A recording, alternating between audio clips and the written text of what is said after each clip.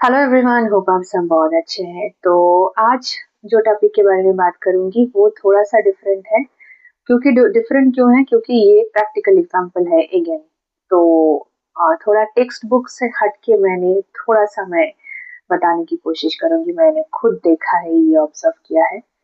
तो एक सिनारियो बताती हूँ जहाँ पे लड़का और लड़की दोनों एनर्जेटिकली कनेक्टेड है इवन आफ्टर देयर ब्रेकअप। सो ऐसे टाइप के सिनारियो पे हम कैसे जज कर सकते हैं कि वो एनर्जेटिकली कनेक्टेड है, लेकिन उसको हम ब्रेकअप भी नहीं हो रहा है, दोनों स्टक है। आप कैसे पता कर सकते हो कि दोनों का कुछ भी नहीं है, कनेक्शन नहीं है, but they are still energetically stuck? तो ऐसे सिचुएशन पे हम जैसे देखते हैं कि मैंने देखा कि ऐसे एग्जांपल, मतलब ऐसे चार्ट में देखा है कि दोनों की कुंडली में मैच करने के बाद और एक बात, okay, I need to tell you this. मैंने ये भी देखा है कि जो हस्बैंड वाइफ के चार्ट होते हैं तो उसमें एक चीज बहुत ही कॉमन मिला है। The thing is, Rahu Ketu के जो एक्सेस बनते हैं दोनों के, हाउस कोई भी हो सकता है, डिफरेंट हो सकता है। मतलब मान लीजिए कि किसी का, मैं सिंपल एग्जांपल के बताती हूँ कि किसी का राहु एरीज में है और केतु मान लो कि दूसरे साइड पे है, ऑब्वियसली सेवेंथ हाउस पे है, लिब्रा पे। अभी मैंने दूसरे का चार्ट देखा है कि ऑपोजिट है। जो लड़की का चार्ट है उसमें केतु एरीज पे है और राहु जाके बैठ गया है लिब्रा पे। तो ऐसे जब कॉम्बिनेशन बन जाता है कुंडली में, तो मैंने देखा कि दोनों में अट्रैक्शन जो है ना वो रहता है बहुत ज्यादा। क्योंकि राहु केतु का एक्सेस कभी कभार सेम भी हो सकता है या फिर डिफरेंट होने से ज्यादा अट्रैक्शन बढ़ता है। क्यों? क्योंकि अपोजिटली वे में एक्सेस में वो काम कर रहा है, मतलब दोनों के एक्सेस मर्ज कर रहे हैं। सो इसी की वजह से ना वो अट्रैक्शन बहुत ज्यादा बढ़ने लगते हैं, नंबर वन।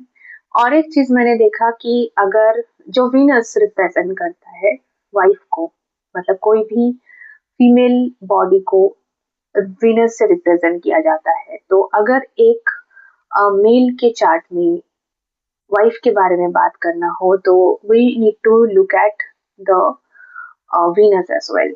सो अगर मान लीजिए कि वीनस उसके कैप्रिकॉर्न में है, ठीक है, कैप्रिकॉर्न साइन पे बैठा हुआ है, मतलब मकर राशि में बैठा हुआ है। अगर अम, जो लड़की है उसका भी चार्ट में वीनस कैप्रिकॉर्न में बैठा हुआ है, तो जब भी वीनस कैप्रिकॉर्न में बैठ रहा है तो लड़की का जो भी नेचर है वो कैप्रिकॉर्न रिलेटेड होगा और वीनसियन क्वालिटीज भी कैप्रिकॉर्न का थीम बन के रह जाएगा। तो वो जब मेल कैरेक्टर है, मतलब जो मेल है, वो उसी लड़की को ना आइडियल जो फीमेल होगा या पार्टनर होगा उस हिसाब से उसको देखने लगेगा। क्यों? क्योंकि उसका वीनस उसी पोजीशन पे है। तो वहां पे जाके जो कंपैटिबिलिटी बनती है वो काफी अच्छा बन जाती है। क्यों? क्योंकि वीनस का जो भी प्लेसमेंट है वो दोनों का सेम है। मतलब जो वीनस का क्वालिटीज है वो जो भी चाहिए होता है एक लड़के को उस प्लेसमेंट के रिगार्डिंग, वो उसी लड़की में मिलेगा उनको। तो अगर कोई नेगेटिव मेलिफिक इन्फ्लुएंसेस ना हो तो काफी अच्छा है, अगर है तो फिर चीजें डिफरेंट हो सकते हैं। बट जो मेन क्वालिटीज है जो उसको चाहिए होगा, वो उस क्वालिटी वो उसी लड़की में उसको मिल जाएगा, उसी टाइप के जिसका वीनस सेम पोजीशन पे बैठा हो, वो आइडियल पार्टनर समझने लगेगा। सो ये भी एक रीजन मैंने आपको बताया।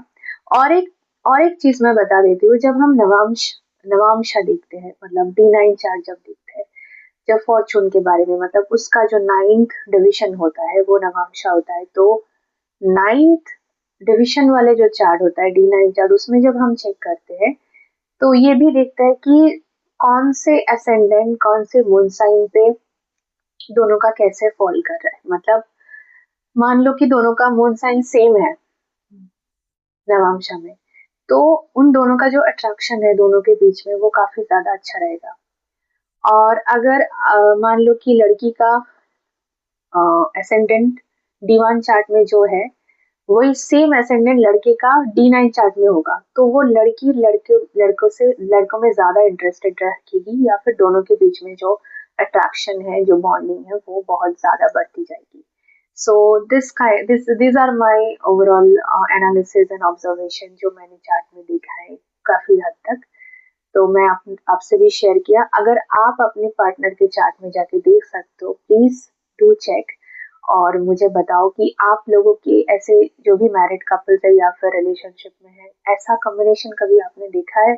कोई मैचिंग तो होगा, तो उसमें जाके आपको देखने को मिल जाएगा कि बॉन्डिंग कैसा है, कितने टाइम तक चल सकता है या फिर कितना अट्रैक्शन है। वो actually charming on each other जो बोलते हैं ना, वो दर्शाता है। तो thank you so much for watching this video.